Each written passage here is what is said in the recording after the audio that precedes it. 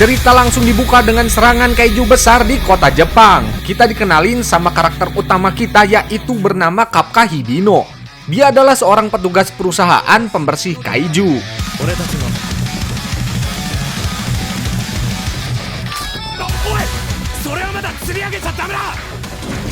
Jadi perusahaan ini itu adalah perusahaan yang membersihkan kaiju-kaiju setelah dibasmi, seperti membersihkan daging-daging, darah, getih, tamusu, babat, dan lain sajabana dari sisa-sisa kaiju.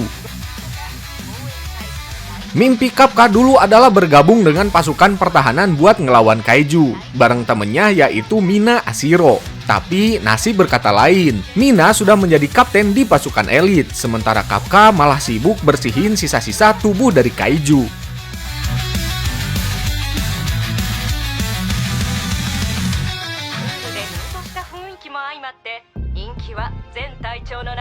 Sampai suatu hari, Kafka kerja bareng anak baru bernama Reno Ichikawa yang punya tekad kuat buat masuk pasukan pertahanan.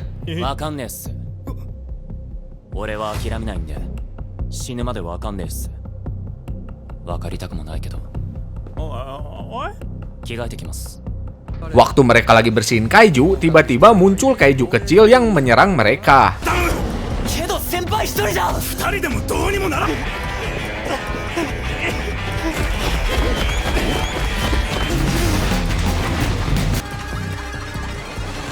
Kafka dan Reno berhasil ngelawan, tapi habis itu kejadian aneh terjadi. Kafka diserang sama kaiju misterius yang masuk ke dalam tubuhnya.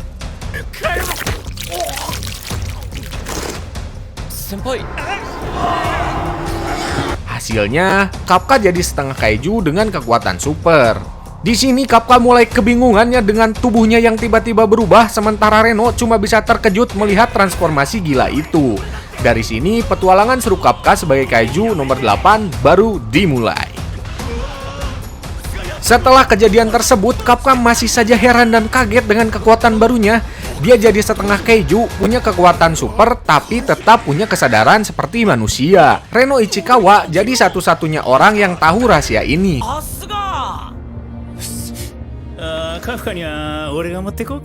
Tapi bukannya takut, Reno malah dukung Kafka buat coba lagi daftar ke pasukan pertahanan.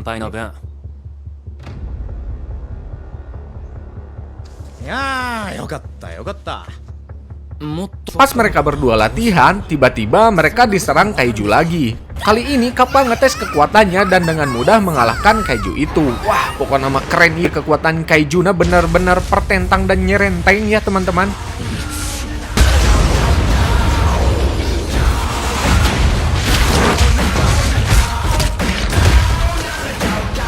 Tapi karena kekuatannya terlalu overpower, pasukan pertahanan jadi curiga sama keberadaan kaiju humanoid. Jadi mereka itu nyangka kalau ini siapa ini yang ngehabisin kaiju sampai bisa berceceran seperti ini gitu. Jadi mereka curiga gitu kalau ada kaiju humanoid atau kaiju kuat yang mengalahkan kaiju tersebut. Lanjut, Kafka dan Reno daftar ke ujian masuk pasukan pertahanan. Tapi masalahnya, Kafka harus banget jaga rahasianya, biar nggak ketahuan kalau dia adalah kaiju nomor 8 yang dicari-cari. Di sini kita dikenalin sama karakter yang namanya Kikoru Shinomiya.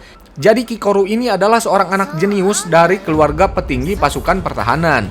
Dia sangat keren, kuat, dan sombong banget. Jadi aduh, ini sifatnya ini si Kikoru ini merasa si paling hebat gitu. Jadi siap si paling hebat.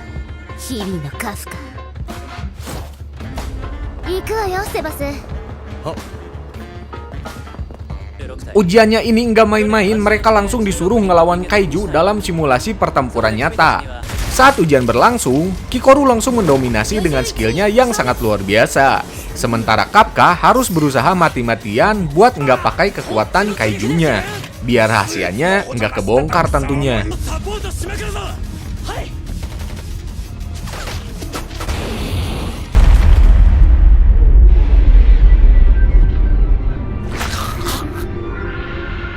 Tapi ternyata di kenyataan itu ya tidak selalu sesuai dengan apa yang kita inginkan. Yang dimana di sini situasi semakin bertambah gawat waktu kaiju beneran tiba-tiba muncul dan menyerang peserta ujian. Di momen yang kritis ini semuanya menjadi sangat heboh gitu melawan kaiju-kaiju beneran. Kafka akhirnya nggak tahan, demi menyelamatkan Reno dan peserta lainnya, dia pakai kekuatan kaijunya. Dan dengan mudah, dia ngebantai kaiju liar itu. なんであんたがここに。お前が頑張ったおかげでみんな避難できたぞ。俺に任せろ。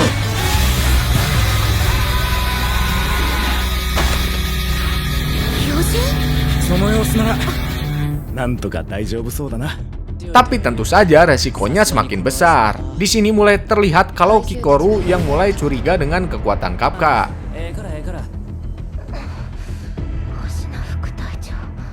Dan setelah insiden ujian, pasukan pertahanan mulai mencurigai adanya kaiju humanoid yang menyamar di antara mereka. Sementara itu, Kikoru Shinomiya masih penasaran sama kekuatan Kapka yang nggak biasa. Ujian lanjut ke tahap berikutnya, yaitu kerja sama tim. Kapka, Reno, dan Kikoru akhirnya satu tim buat ngelawan kaiju dalam misi simulasi. Awalnya Kikoru ngerasa bisa ngelakuin semuanya sendiri, tapi serangan kaiju yang tiba-tiba makin brutal bikin mereka kewalahan. Wah, pokoknya si Kikoru ini udah sombong, tapi ternyata dia kewalahan sendiri gitu. Di momen kritis ini, aduh, si Kapka benar-benar epic. Dia lagi-lagi terpaksa pakai kekuatan kaijunya buat nyelamatin timnya. Kikoru yang ngelihat itu akhirnya sadar kalau Kapka bukan orang biasa. Cek aing getong sombong, siate di atas langit masih ada langit Kikoru. Dan pada akhirnya si Kikoru ini pun semakin membuka hatinya dan matanya gitu, dan mulai berubah. Jadi dia mulai memandang tentang kerjasama dan mulai menghargai Kapka dan Reno.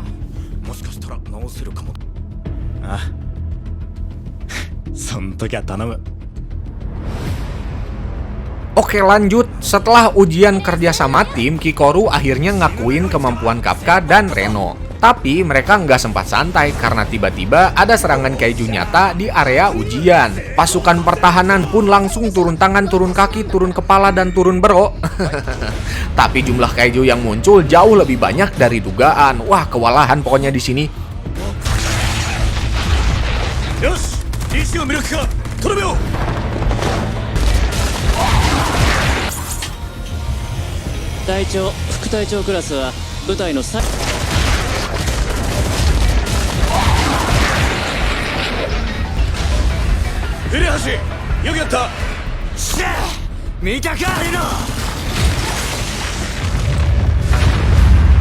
Di tengah-tengah pertarungan, Kikoru hampir kalah saat kaiju ganas menyerangnya.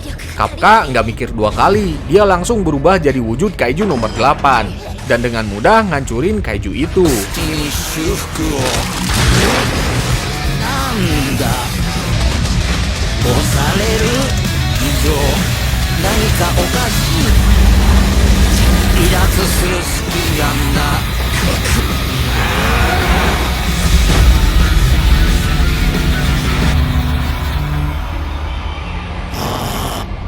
Tapi aksinya nggak luput dari perhatian Mina Ashiro, kapten pasukan pertahanan yang juga sahabat lamanya. Melihat itu, Mina pun mulai curiga, kenapa sih selalu ada kaiju humanoid gitu yang muncul di tengah-tengah pertempuran? Bisa saja dia meninggoy atau dijadikan bahan penelitian kan ya? Episode pun ditutup dengan Kappa yang sadar kalau identitasnya ini tuh semakin sedikit lagi bakalan bisa dibongkar. Jadi intinya di akhir episode ini si Kapka itu mulai gelisah gitu, takut kalau misalkan identitasnya ketahuan.